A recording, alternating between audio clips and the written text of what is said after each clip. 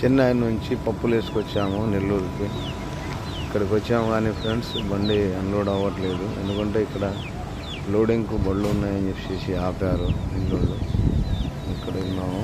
ఈ బండి ఒకటి లోడ్ అయింది, ఒకటి డిషం ఒకటి అవుతుంది.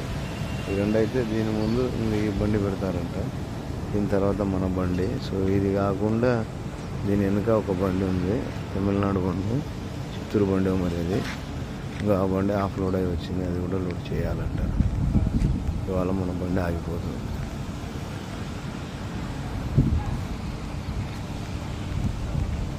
అనిలు శుభ్రంగా రాత్రి స్నానం చేసుకున్నాడు 4 చేసుకొని కాళ్ళ మీద కాలు వేసుకొని కూర్చొని ఉన్నాడు.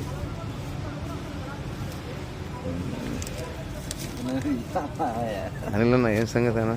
ఏమీ లేదు. చెల్లు కిందికనన్నా